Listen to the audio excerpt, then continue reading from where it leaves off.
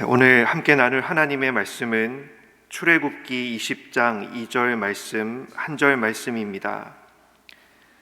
구약 성경 112페이지에 있습니다. 출애굽기 20장 2절 한 절 말씀, 우리 한 목소리로 크게 말씀 함께 읽도록 하겠습니다. 나는 너를 애굽 땅 종 되었던 집에서 인도하여 낸 내 하나님 여호와니라.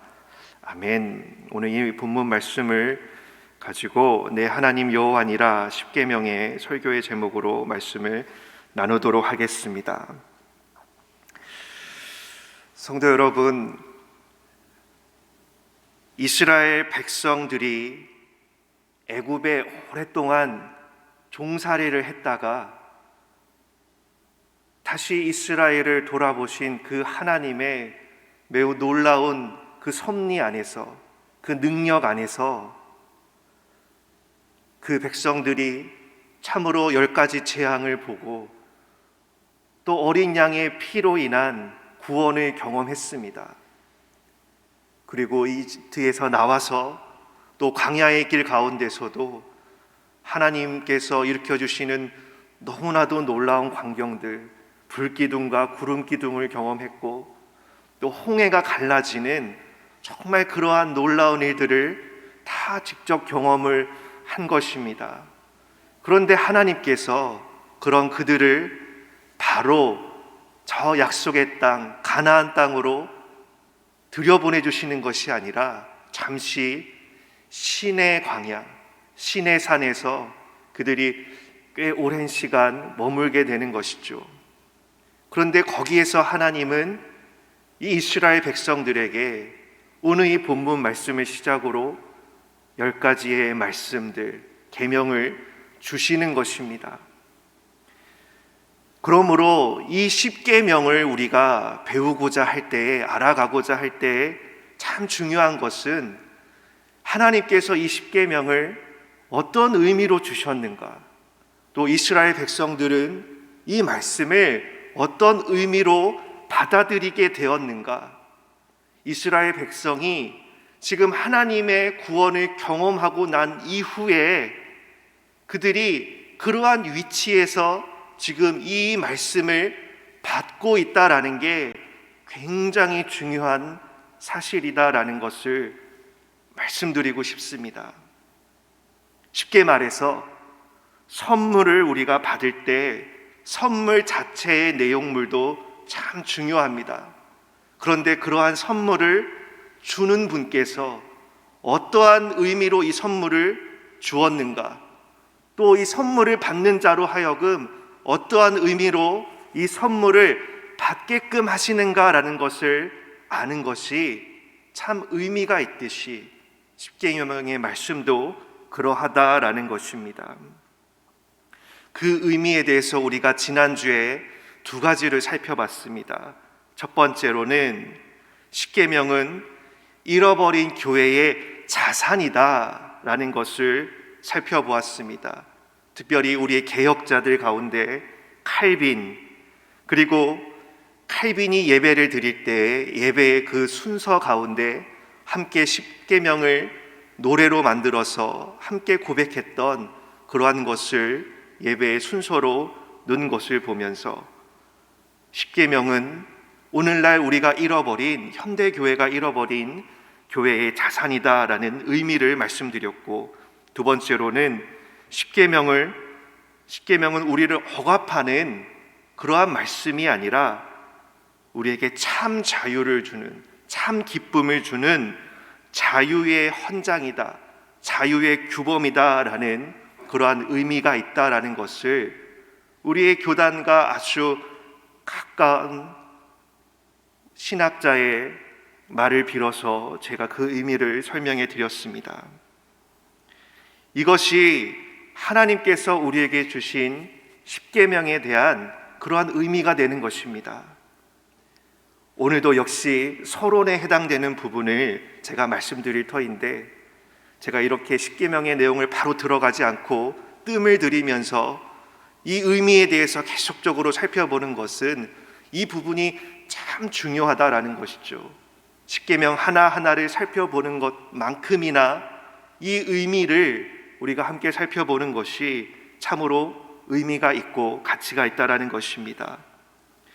또 이스라엘 백성들이 구원의 역사 이후에 이 계명의 말씀을 그들이 받은 것처럼 실은 이 계명을 우리의 삶 속에서 어떤 위치에서 어떤 상황에서 우리가 이것을 배우게 되는가, 접하게 되는가, 이제 그것을 소요리 문답을 예를 들어서 말씀을 드리도록 하겠습니다.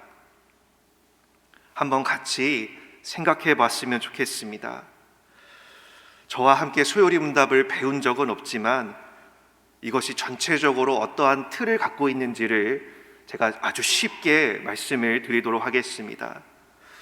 소요리 문답의 첫 번째 문답은 많은 사람들이 다 알고 있는 것입니다.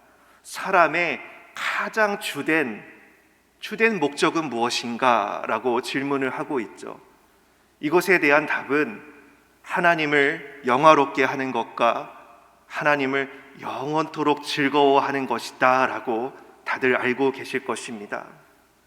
그러면 이제 이어지는 두 번째 문제에서 그러면 사람의 주된 목적을 위해서 하나님께서 지시하신 유일한 규칙은 무엇인가? 이 두 번째 문답은 어떤 의미가 있냐면 우리가 첫 번째 문답에서 살펴본 그 하나님을 영화롭게 하는 것이 도대체 어떻게 해야 하나님을 영화롭게 하는 것인가? 우리가 영원토록 하나님을 기뻐하고 즐거워해야 하는데 우리가 어떻게 그렇게 영원토록 하나님을 즐거워할 수 있겠는가? 무엇이 이것을 우리가 배울 수 있고 무엇이 이것을 우리에게 가르쳐 주는가라는 그런 질문을 하고 있는 것이죠.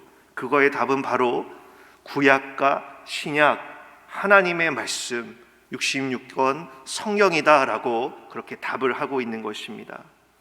그러면 이 성경에서 주로 가르치는 것은 무엇인가라는 것을 이제 큰 틀에 의해서 전체적으로 물어보는 것이죠. 첫 번째로는 사람이 하나님에 관하여 믿을 것은 무엇인가라는 것을 이제 이어지는 4문에서부터 38문까지 이것을 배우게 되는 것입니다. 그러므로 예를 들어서 이스라엘 백성들이 경험한 그 하나님의 놀라운 구원에 대한 것을 배우게 되는 것이죠. 그리고 이제 2부로 넘어가서는 무엇이냐면 하나님께서 사람에게 요구하시는 의무는 무엇인가? 이를 이제 39문에서부터 107문까지 이제 107문이 마지막입니다. 이렇게 살펴보게 되는 것입니다. 마치 이스라엘 백성들이 이제 출애굽해서 십계명을 받을 때와 같은 그런 위치에서 이미 하나님께서 우리에게 베푸신 놀라운 구원을 경험한 그 자리에서 그 위치에서 과연 우리는 이제 애굽에서 나오게 되었는데 홍해를 건너게 되었고 이렇게 하나님이 지시하신 이 시내산에서 서 있게 되었는데 우리는 이제 앞으로 어떤 삶을 살아가야 하는가? 하나님께서 말씀하신 약속하신 저 약속의 땅을 우리가 들어가야 되는데 어떻게 들어갈 수 있으며 그 약속의 땅에서는 우리는 어떠한 삶을 살아가야 하는가와 같은 그런 맥락에 있다라는 것이죠. 39문에서 하나님께서 사람에게 요구하시는 이 의무를 들어가는 이 39문에서의 질문은 바로 이것입니다. 하나님께서 사람에게 요구하시는 의무는 무엇인가? 하나님이 우리에게 무엇을 요구하시는가? 그거에 대한 답은 바로 순종이다라는 것이죠. 순종을 하나님은 우리에게 요구하신다. 그러면 그 순종의 규칙이 요약되고 설명된 곳은 어디입니까? 라고 이어서 질문을 하게 되는데 이 부분부터 이제 십계명을 배우게 되는 것입니다. 그러므로 성도 여러분, 이 십계명이라는 것을 우리가 배울 때 우리는 이러한 위치에서 이러한 맥락에서 이것을 배우게 되는 것이죠. 이것이 참으로 십계명을 우리가 대하는 우리의 마음의 자세, 태도에 실은 굉장히 중요한 것입니다. 왜 그러나라는 것은 앞으로 말씀을 드리도록 하겠습니다. 지난 새벽 기도회 설교를 제가 하였을 때 제 설교 가운데 이러한 부분이 있었습니다. 하나님이 참 원하시는 신앙, 하나님이 원하시는 경건, 하나님이 원하시는 하나님 경외함은 과연 어떠해야 하는가? 이 부분에 대해서 우리는 형식적인 제사, 형식적인 예배, 형식적인 우리의 행동, 이것을 넘어서서 우리의 내면을 들여다볼 수 있어야 된다. 우리의 마음이 참 중요하다라고 말씀을 드렸습니다. 그런데 우리의 마음 안에서 그런 하나님에 대한 성실함, 귀를 기울이고 경청하는 것, 또 그 말씀에 순종하고자 하는 그 마음을 우리가 애써 끄집어내려 하고 찾으려 할 때 참 우리가 발견하게 되는 것은 우리의 마음 가운데 그러한 것이 없다라는 것입니다. 그러므로 우리는 형식에서 더 나아가 내면을 볼 수 있어야 되고, 이 내면을 바라보는 것에서 더 나아가서 그리스도로 우리의 심령이 충만해져야 한다라고 제가 말씀을 드렸죠. 그러면 그리스도로 우리의 마음이 충만해지면 그럼 그 다음은 무엇이겠습니까?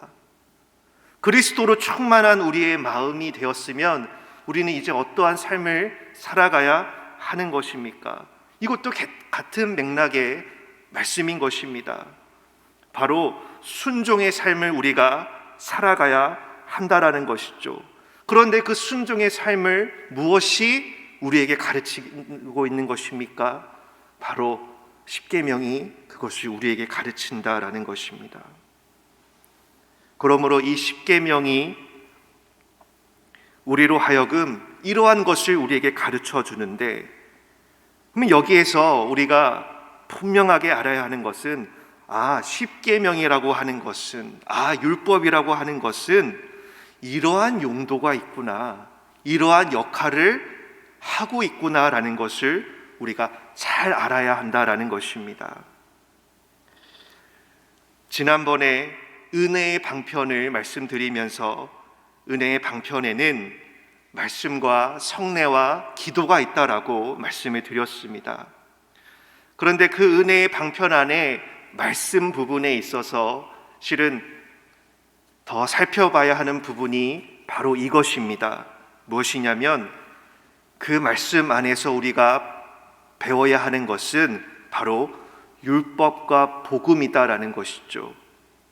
율법과 복음이 서로 어떠한 관계로 이 성경 안에서 나타나고 있는지를 우리가 배우는 것이 참으로 우리에게 은혜를 주는 그런 방편의 역할을 한다라는 것이 실은 빠져 있었습니다. 그래서 이번에 이것을 제가 십계명과 더불어서 이거를 말씀드리려고 하는 것입니다.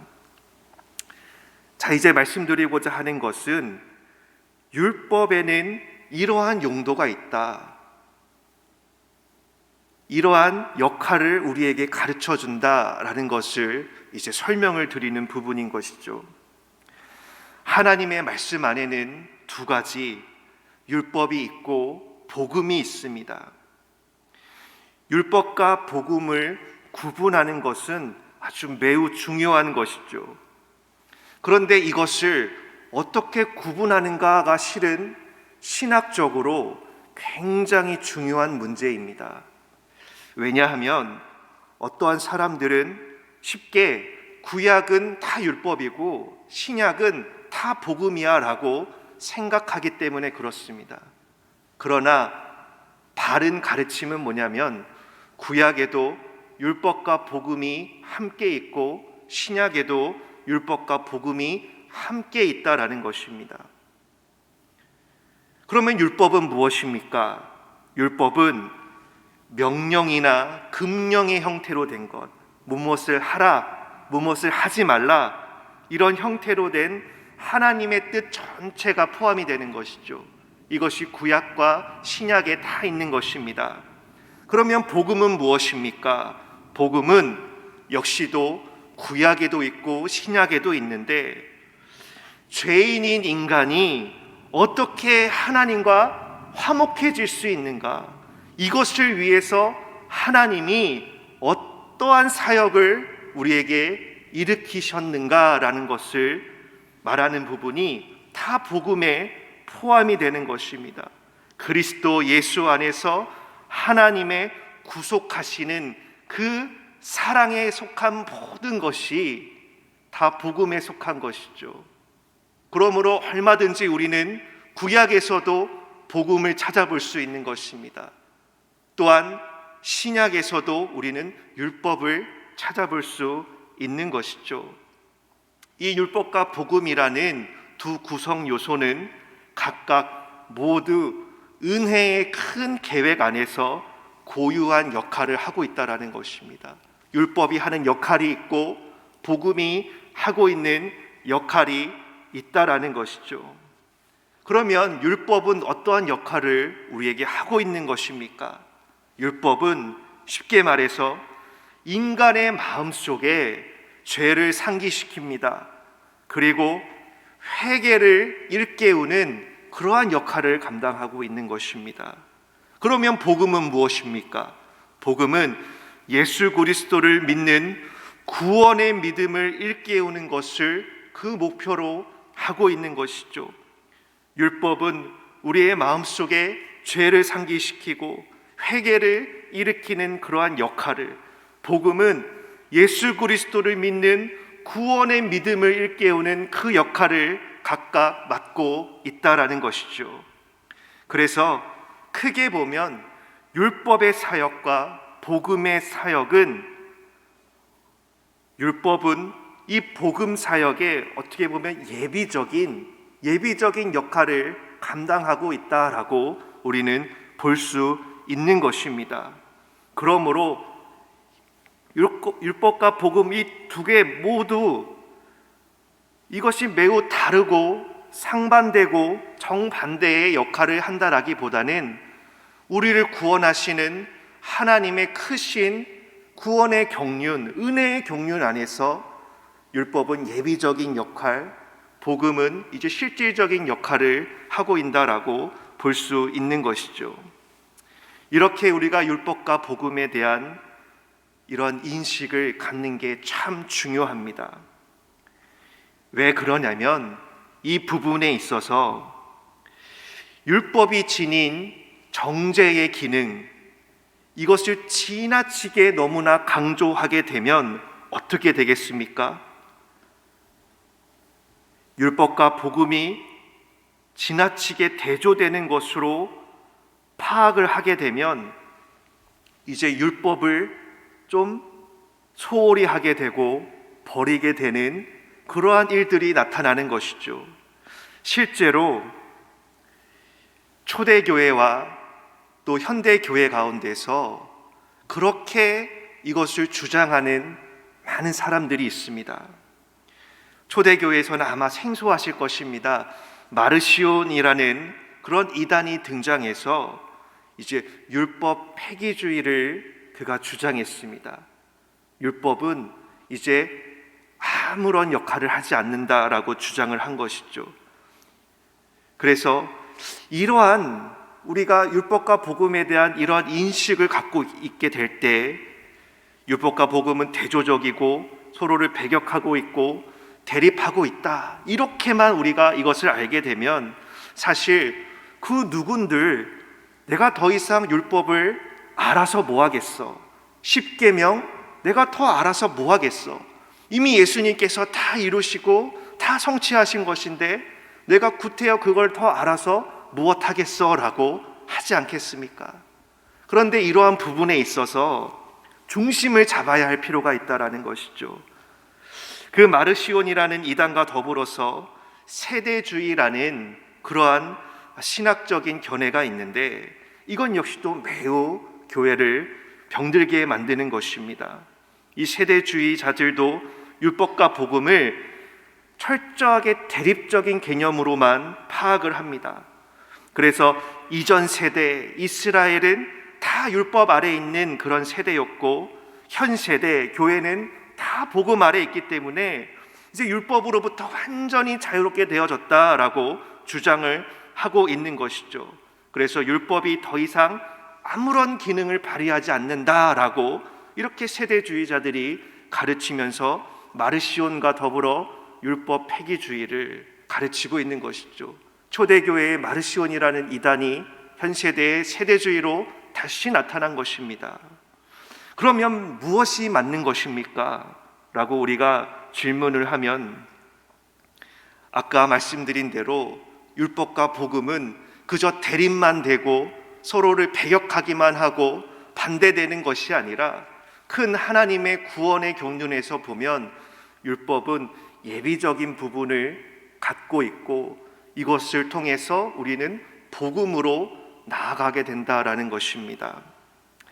그러면 몇 가지 예수님의 말씀과 사도 요한의 말씀을 통해서 율법에 대해서 우리가 이러한 새로운 의미를 받아들여야 하는 그 이유에 대해서 함께 말씀을 좀 살펴보겠습니다. 마태복음 5장 17절을 보시면 말씀을 함께 읽어보도록 하겠습니다. 내가 율법이나 선지자를 폐하러 온 줄로 생각하지 말라. 폐하러 온 것이 아니요 완전하게 하려 함이라. 진실로 너희에게 이르노니 천지가 없어지기 전에는 율법의 1.1획도 결코 없어지지 아니하고 다 이루리라. 그러므로 누구든지 이 계명 중에 지극히 작은 것 하나라도 버리고 또 그같이 사람을 가르치는 자는 천국에서 지극히 작다 일컬음을 받을 것이요 누구든지 이를 행하며 가르치는 자는 천국에서 크다 일컬음을 받으리라.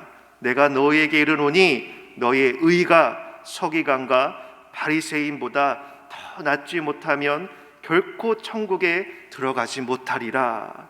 주님은 이렇게 말씀을 하시고 이제 10계명의 몇 가지 계명을 주님께서 새롭게 해석을 해 주셨습니다.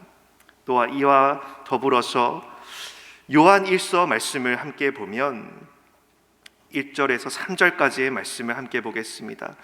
예수께서 그리스도이심을 믿는 자마다 하나님께로부터 난 자니 또한 낳으신 이를 사랑하는 자마다 그에게서 난 자를 사랑하느니라. 우리가 하나님을 사랑하고 그의 계명들을 지킬 때에 이로써 우리가 하나님의 자녀를 사랑하는 줄을 아느니라. 하나님을 사랑하는 것은 이것이니 우리가 그의 계명들을 지키는 것이라. 그의 계명들은 무거운 것이 아니로다.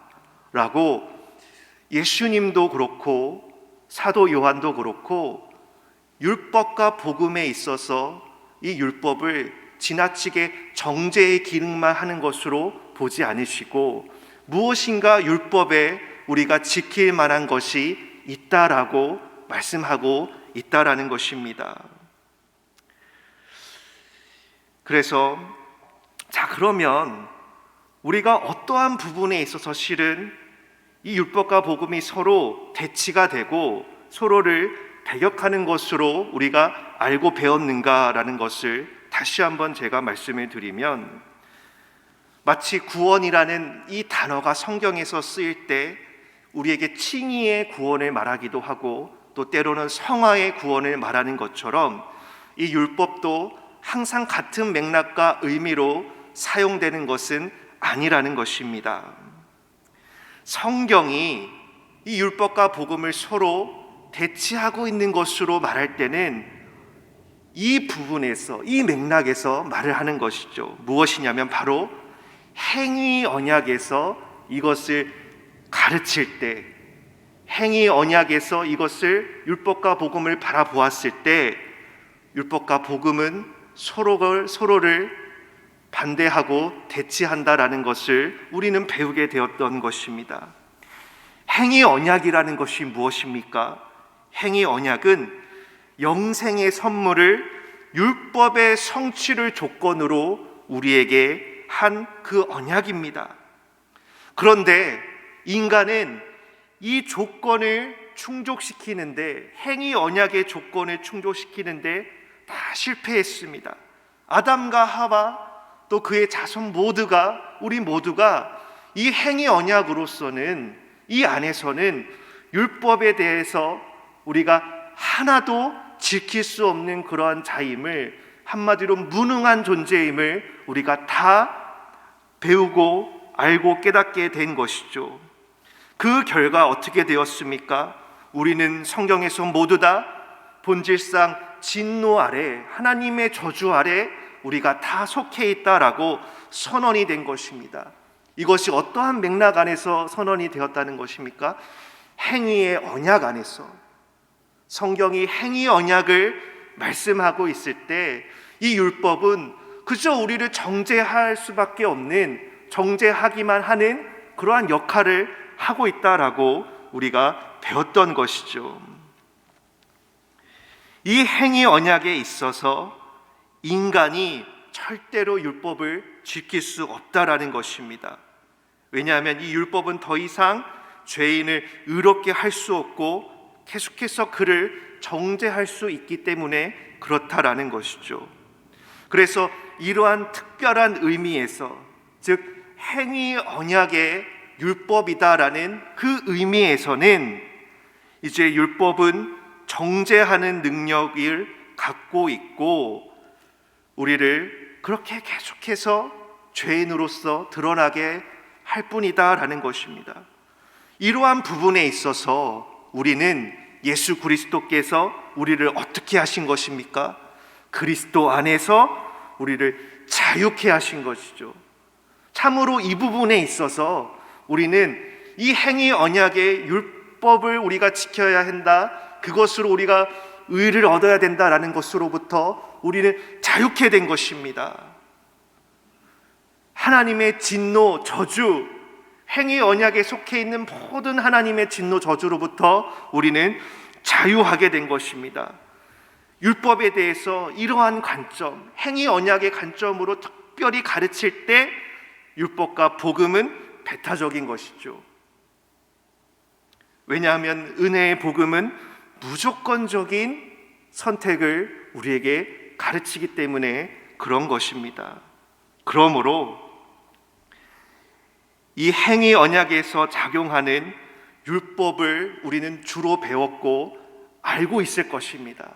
그런데 제가 말씀드리는 것은 율법은 물론 그러한 용도도 있지만 세 가지의 우리가 반드시 알아야 하는 세 가지의 용도가 있다라는 것이죠. 제가 이제 어떤 책에서 읽은 내용인데 30대, 40대의 설교자는 아직 잘 모르는 것을 연구해서 가르친다라고 합니다. 그리고 50대가 되면 자신이 알고 있는 것만 가르친다라고 하고 60대가 되면 생각난 것만 가르친다라고 합니다. 제가 연구하면서 가르치다 보니, 말씀을 전하다 보니 때로 어려울 수도 있지만은 결론적으로 말해서 율법에는 정죄하는, 행위 언약에서 말하는 그 정죄의 기능만 갖고 있는 것이 아니라 다른 세 가지의 용도가 있다라는 것이죠. 이것이 실은 앞서 아주 어렵게 말씀드린 그것에 대한 결론이고 요점입니다. 이것을 바로 칼빈이 얘기했습니다. 종교개혁자 존 칼빈이 율법의 삼중적인 용도에 대해서 이것을 말한 것입니다. 그러면 이제 이것만 하면 끝입니다. 율법의 제1용도는 무엇인가? 그것은 죄를 억제하고 의를 증진시킨다라는 것이죠. 율법은 죄를 억제합니다. 그리고 의를 증진시키는 목적이 있습니다. 그래서 율법이라는 것은 죄를 전제하고 있다라는 것이죠. 죄 때문에 이 율법은 이렇게 기록으로서 우리에게 남겨져야 한다라는 것입니다. 그래서 이 세상에서 만약 이런 하나님의 뜻이 기록된 문자로 남아있지 않았다면 인간은 도무지 자신의 죄를 억제할 수 없고 의를 증진할 티끌만큼의 희망도 소망도 가질 수 없는 그런 존재인 것이죠. 그나마 율법이라는 것을 통해서 이것이 있기 때문에 죄를 억제하는 역할을 합니다. 그리고 의를 증진시키는 역할을 합니다. 나라마다 헌법이 있지 않습니까? 그 헌법의 가장 기초가 되는 것은 실은 요즘 들어서 많은 부분에 있어서 이 십계명을 벗어나 그런 하나님의 섭리를 거스르는 그런 법들이 많이 제정이 되지만 실은 처음에 헌법 어느 나라건 이것이 제정될 때 그 기초는 놀랍게도 다 성경의 십계명을 기초로 한다라는 것입니다. 고대 세계에도 그랬습니다. 뿐만 아니라 현재 모든 나라들의 기초가 되는 그러한 역할을 이 율법이 하고 있다라는 것이죠.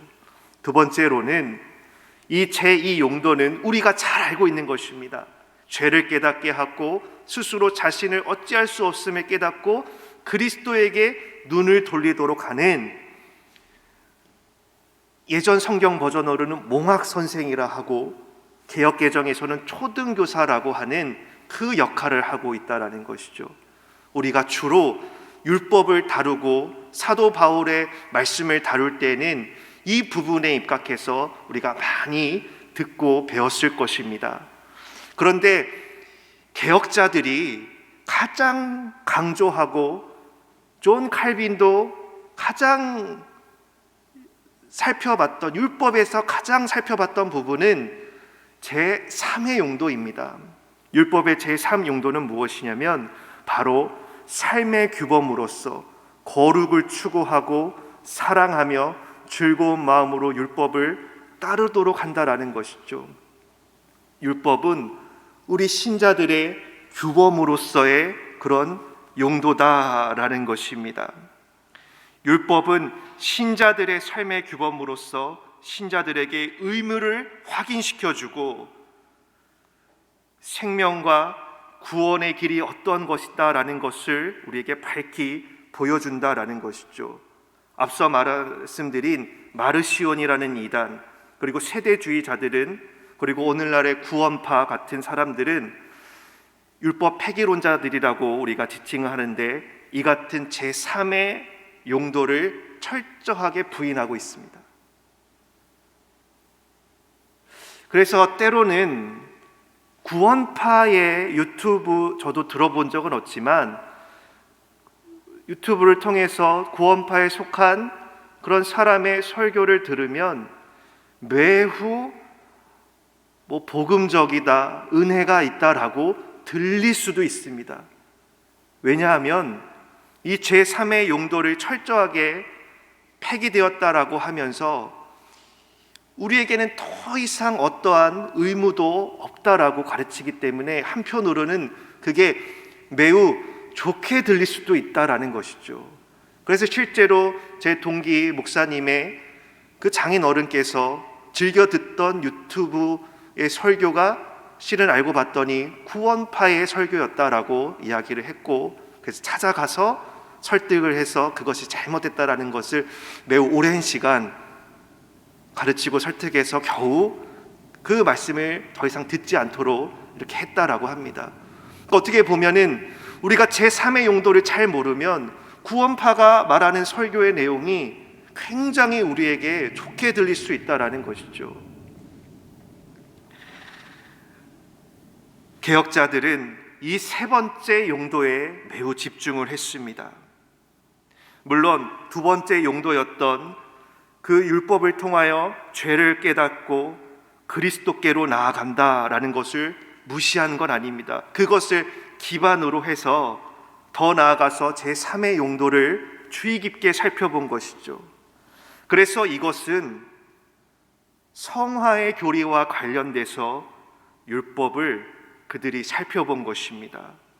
그래서 신자들이 그 생활과 그 감사의 삶에 있어서 이 규범으로서의 율법을 어떻게 배우고 실천해야 하는가라는 것을 그들이 가르치고 강조한 것입니다.